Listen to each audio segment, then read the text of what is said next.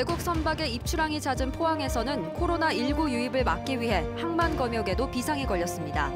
외국 선원에 대한 검역을 강화하고 중국을 거쳐온 선박은 선원의 상륙 자체를 금지하고 있습니다.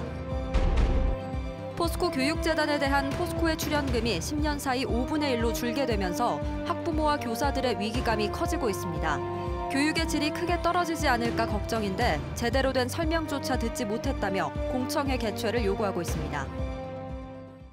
여러분 안녕하십니까? 포항 MBC 뉴스입니다. 외국 선박이 드나드는 항만에서도 코로나19 감염 예방에 총력을 기울이고 있습니다. 바이러스 유입 차단에 나선 건데요. 관리 강화로 긴장감이 돌고 있는 포항 영일만항에 박상환 기자가 다녀왔습니다. 외국에서 온 선박이 영일만항에 입항하고 선원들이 항구에 내립니다. 영일만항을 드나드는 외국 선박은 일주일에 한두 척. 숫자가 많지는 않지만 그 어느 때보다 철저한 감염 예방 활동이 펼쳐지고 있습니다. 상황 대책반을 운영 중에 있습니다. 특히 해상으로부터 신종 코로나 바이러스 유입 예방을 위하여 포항 신항 및 영일만항에 입국하는 애국적 선박을 대상으로 마스크 등 개인 방역 물품을 착용하도록. 중국 기항 선박에 승선하고 있는 다국적 선원들의 상륙 환승이 금지되고 있는 가운데 선원들은 입국할 때 반드시 체온을 확인해야 합니다. 상륙중에 있는 경우에는 저희가 가지고 있는 체온계로 체온을 측정한 뒤에 마스크를 지급하고 손 세정을 할 수 있도록 안내해 드립니다. 중국 어선의 입항은 금지돼 있지만 해경은 영해를 통과하는 중국 어선을 검문할 경우 바이러스 관련 안전 수칙을 준수하도록 교육하고 있습니다. 항만을 통한 유입을 막기 위해 관계기관들은 비상 협력 체계를 유지하고 있습니다. MBC 뉴스 박상환입니다. 코로나19 여파로 고속버스와 시외버스 승객들이 크게 줄었습니다. 항공기는 물론 KTX와 도시철도 역시 승객이 많이 줄었는데요. 업체마다 자구책 마련에 고심하고 있습니다. 한태연 기자가 보도합니다. 대구 동대구 복합 환승센터입니다. 인천공항으로 떠나는 28개 좌석 고속버스에 승객 4명이 탔습니다.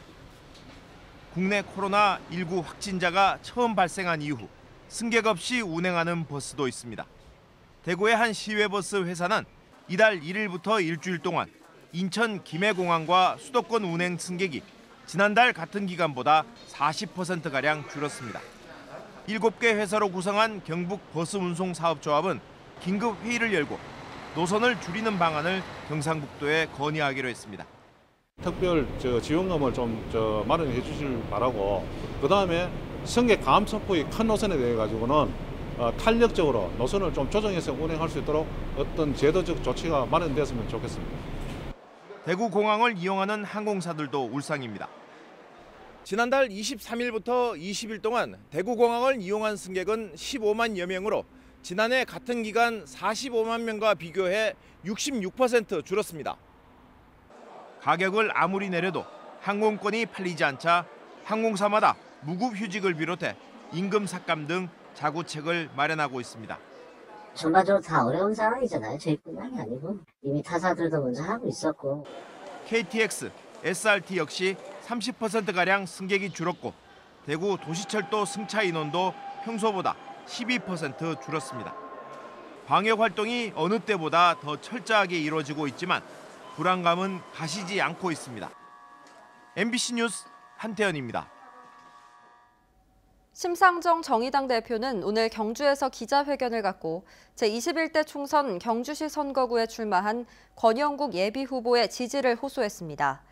심 대표는 자유한국당의 기득권이 이어지는 경주에서 정치의 개혁이 시급하다며 정의당이 경주 지역 발전과 시민 복지를 위해 총선에 최선을 다하겠다고 밝혔습니다. 자유한국당 경북도당은 4.15 총선과 함께 치러질 기초단체장과 광역기초의원 재보궐선거에 출마할 후보자를 오는 17일부터 19일까지 모집합니다. 재보궐선거구는 상주시장 선거를 비롯해 안동, 포항, 구미 도의원 3곳, 울진 등 시군의원 7곳입니다. 재보궐선거 한국당 후보는 경북도당에서 면접 등을 거쳐 선정합니다. 포스코 교육재단의 재단 출연금이 줄고 재정 자립하라는 명목 아래 앞으로 포스코의 지원이 끊길 위기에 처했다는 소식 최근에 전해드렸습니다.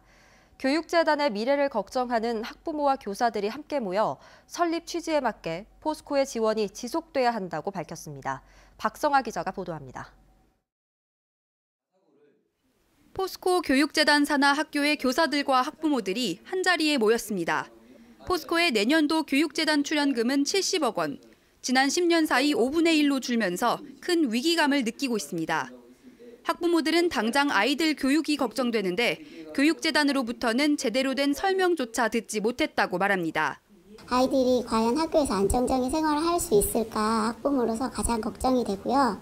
그다음에 저희 학부모 대표들이 여러 차례 그 재단에다가 공청회나 설명회를 요청했음에도 불구하고 단 한 번도 실시하지 않았고. 교육재단 산하의 초등학교에서는 올해부터 원어민 교사가 없어지고 각종 특성화 교육과 예체능 교육 프로그램 역시 앞으로 사라질까 걱정이 커지고 있습니다. 교사 입장에서도 많이 힘이 빠지는 부분이고요. 우리 학교가 가지고 있던 특성들이 하나씩 사라지고 있고 그 피해는 학생들이 고전이 받고 있는 걸 알면서도 교사 입장에서 이것들을 막아주지 못하고. 제철고등학교는 이대로라면 등록금을 기존의 2배로 올려야 하고 중학교는 늘어나는 학급을 감당하기 힘들게 될 것이라고 주장합니다. 예산 감축이 되면 늘어나는 학급수를 따라갈 수가 없습니다. 그러다 보면 결국 처음에는 특별시를 없애서 학급을 만들게 될 거고. 또 포스코가 이제 와서 교육보국을 위한 재단 설립 취지마저 무시하고 있다고 주장합니다. 박태준 이사장님은 아신 거죠. 교육의 중요성을. 이 교육이 살아야만이 포항이 살고 대한민국이 산다는 걸 아셨던 거죠. 그렇지만 그 설립 이사장님이 가시고 나니까 재단 산하의 12개 학교 모두 사립이기 때문에 학교 운영에 있어 무엇보다 재단 출연금이 중요한 상황. 국가에서 의무교육을 한다 하더라도 각종 특성화 교육은 공립학교도 공모를 통해서 진행하고 있습니다. 재단이 출연을 줄여버리면 사립학교는 그런 특성화 교육을 할 수 없는 상태에 도달하게 됩니다. 이에 대해 포스코 교육재단은 정부 지원 확대로 교육의 질은 크게 떨어지지 않을 것이며 공청회에 대해서는 학부모로부터 요청받은 적은 없지만 3월 이후 공청회 개최 여부를 고려하고 있다고 밝혔습니다. MBC 뉴스 박성아입니다. 경상북도는 코로나19 확산을 우려해 이미 계획된 행사를 연기 또는 취소할 필요까지는 없다는 정부 지침을 도내 시군에 전달했습니다. 정부 지침은 행사 주최 측이 코로나 유행 국가 방문자들의 참여 자제를 요청하는 사전 안내를 하고 보건소 협의 아래 손소독제 비치, 격리공간 확보 등 충분한 방역 조치를 취하면 행사 진행이 가능하다고 밝히고 있습니다. 다만 노인, 임산부 등 취약계층을 대상으로 밀폐된 공간에 모이는 행사는 축소나 연기를 권고했습니다. 영덕군 영해면 대리에 대규모 양계장 신축이 추진되자 인근 일부 주민들이 오늘 영덕군청 앞에서 반대 집회를 열었습니다.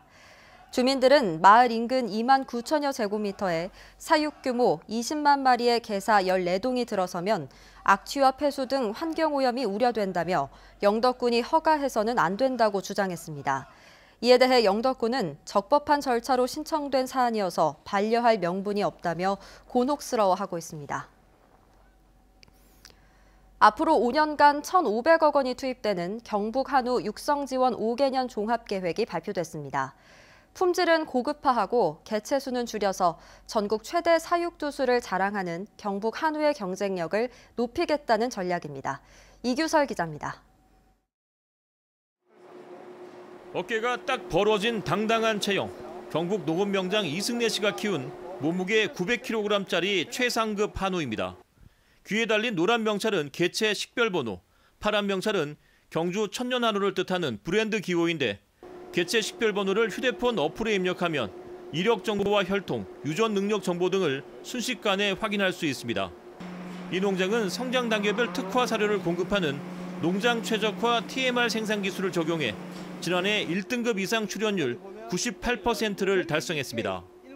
제가 생산한 그 국내산 조사료 그리고 이제 발효 사료를 먹입니다.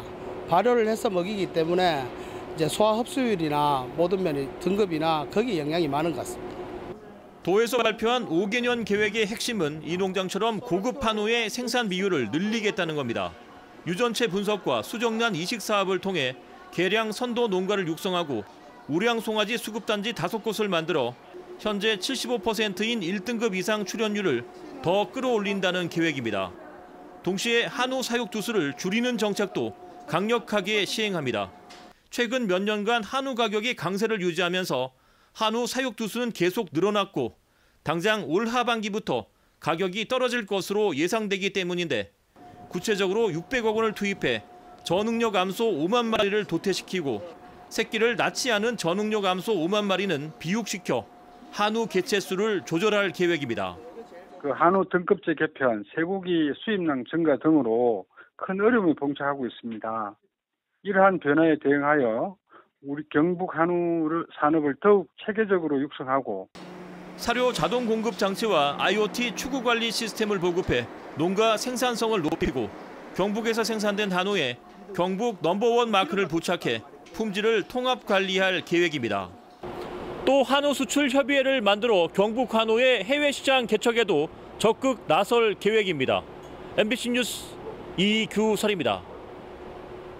어제 새벽 2시쯤 바다에 뛰어들어 극단적인 선택을 하려는 시민을 경찰이 구조했습니다. 포항 남부경찰서 소속 윤명훈 순경은 신고를 받고 송도 해수욕장에 출동해 물에 빠진 30대 여성 A씨를 발견한 뒤 곧바로 바다에 뛰어들어 30m를 헤엄쳐 구조에 성공했습니다. 구조된 A씨는 병원으로 옮겨졌으며 저체온증을 호소했지만 생명에는 지장이 없는 것으로 알려졌습니다. 포항시는 올해 산림정책 추진에 150억 원을 투자합니다. 임업인들이 체감할 수 있도록 산촌 생태마을 지원 등 소득사업에 4억 원을 투입하고 고로쇠 축제 등 임산물 상품화를 지원합니다. 또 산림 휴양도시로 만들기 위해 사방기념공원 관광자원화와 호미반도 산림복지단지를 조성하고 도심권의 단절된 숲길을 연결합니다. 이 밖에 소나무 재선충병 방제에 53억 원을 투입해 2022년까지 관리 가능한 수준으로 안정화할 계획입니다. 경주시와 K-워터는 오늘 상수도 현대화사업소 개소식을 갖고 본격적인 사업에 들어갔습니다. 이 사업에는 5년 동안 국비 등 560억 원이 투입돼 노후 상수관 210km를 고치고 누수 탐사와 복구, 유지관리 시스템 구축 등 상수도관을 정비합니다. 경주시는 상수도 현대화 사업으로 수돗물 품질 향상과 유수율을 58%에서 85%까지 향상시켜 연간 50억 원의 수돗물 생산 비용을 절감할 것으로 기대하고 있습니다. 울진군은 지역 경기 침체와 코로나19 확산 우려로 어려움을 겪고 있는 중소기업에 운전자금 63억 원을 융자 지원합니다. 융자 한도는 업체당 3억 원, 경상북도 지정 우대업체는 5억 원으로 1년 거치 약정 상환 조건으로 시중 대출 금리 가운데 2%를 지원합니다. 울진군은 이와 함께 소상공인 특례보증 지원 규모를 지난해 10억 원에서 올해 16억 원으로 늘리고 시중 대출이자 가운데 2%를 지원해주기로 했습니다.